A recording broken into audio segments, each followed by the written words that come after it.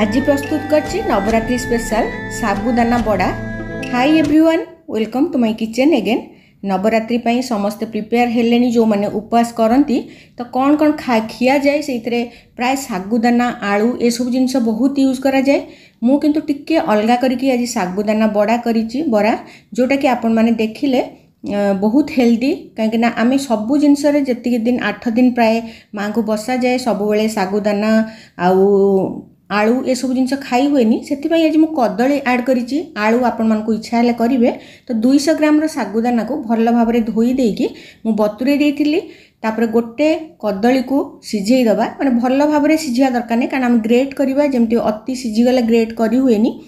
तेणु सिझे देला परे आम ताको हाथ में चकटी दबा बा ग्रेट करदबा। आम जो सागु को बतुरे गोटे जिनस आपण मैंने लक्ष्य करेंगे जे सागुरे जदि बेसी पानी दबा बरा छाणला बेलू पानी बाहर। तेणु सागुर क्वांटिटी जेतिकी थिबो आम सेतिकी क्वांटिटीर पानी देकी गोटे घंटा पई ताकू सोक कर देथवा। आ बेसी समय करवा दरकार नहीं, सागु गोटा गोटा थिले बरा बहुत भल लागे।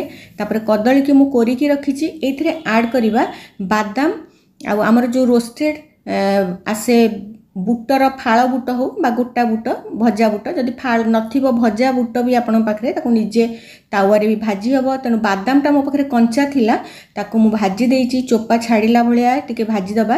कहीं पूरा जमती अति भाजवा दरकार नहीं, चोपा छाड़ा भाया हेले आम ताकू भाजी दबा। किंतु मो पाखे जो बुटर जो थिला आम जोटा उपमारे मिसाए सेटा फाड़ बुटटा सेटा रोस्टेड थिला, ताकू खाली मुझे तावारे एमती गरम कर देइछि। एबे बादाम रो चोपा छाड़ी गलानी, प्राय हे गलानी हमरो तावारे सीम रे एटा को करबा, काहेकि भल भाव में भाजी हे जिवो। तापर तार चोपा छड़े देकी ताकू आपण माने जे चाहिबे ब्लेंड कर देबे ग्राइंडर रे। किंतु मु टिके क्रॉस कर देइथली हेमदस्तारे, काहेकि टिके पार्टी रे लागिले बादाम हैला बुट सेटा भल लागे। आ एटा बहुत हेल्दी बनाए बरा। खाली आमे जदि छाणी की करबा एथरे प्रोटीन अछि, तेनु बादाम आ चना तो निश्चय मिसेबे आपण माने। आलू जगह कदली मिसेबे, कहीं आप जो 7 दिन जाक भी बरा खाऊँच न छाणिकी भी करेंगे, कदली मिसेले हेल्दी निश्चय हम। तापर गोटे कंचा लंका को काटिकी देइछि, जतिकी चाहिए राग आपण माने खाऊथिबे सेमति देबे। किंतु ओषा पर्व में प्राय लंका बहुत जन खाआंतिनी, मु किंतु ऐड करिछि, कहीं मु तो आपण मानक देखैबा पई करूछि, किंतु मु एमती पूरा उपवास करेनी। सागु भल भाव में बतुरी जाइए तो एथिरे काटिकी रखिथिबा सबु जिनस को ऐड करिबा। कदली को जो मु सिझेकी रखिथिली क्रॉस करके ताकू भी ऐड करिबा। भल भाव में सबु जिनस को मिसेकी आम एथर बरा छाणिबा। बहुत इजी थाए आ बहुत टेस्टी हुए। पूरा भल भाव में गुंड हो जाइए मोर बादाम। तापर जो धनिया पत्र अदा कंचा लंका आ मुझे भृषंग पत्र बास्ना हम बोली देइछि। जो मैंने उपवास से जहाँ न खाऊे से आभोड करेंगे, से जिनस को करेनि। एथिरे हलदी आ लंका गुंड मु देइनि, कहीं उपवास से दिया जाएनि सेटा। आ जीरा गोटे चमच देइछि, एटा सेंधा नमक देइछि जोटा कि उपवास रे खिया जाए। साधारण नमक लुण जोटा भी ऐड करि परिबे। तापर ब्लैक सॉल्ट देइछि, आ एटा गोलमरीच पाउडर भल फ्लेवर आसीबो बोली। काला नमक जोटा सेटा भी भल फ्लेवर आसीबो। अलगा दिन कले आपण माने चाट मसला आमचूर पाउडर ए सब जिनस मिसई परिबे। लेंबू भी जो माने न खाइबे ताको अवॉइड करिवे, किंतु मु लेंबू देइछि भल टेस्ट आसीबो बोली।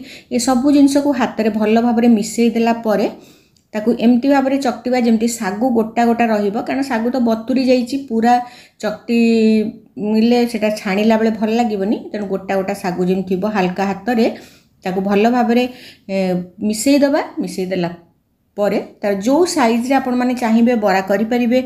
मु चेप्टा चेप्टा करके करथिली, लंबा चाहिए करि परिबे, छोट छोट गोल गोल जदि पूरा छोट छोट चाहिए करि परिबे। आ जदि आकु न छाणिबे तावारे खाली सेकिकी भी खाई हबो। मु ताकू चेप्टा कर देथिली, टिके तेल हाथ हेले भल भाव में स्मूथ बरा आमर हो पार। एमती करके मु बरा देखी आपण मानकू जो मैंने करुथिबे नवरात्रि रे आलू अवॉइड करके कदली एमती करि परिबे। जदि भल लागुथबो मोर रेसिपी तबे मते कमेंट करके निश्चय जणाइबे। Stay tuned with for another video. Thank you, bye bye.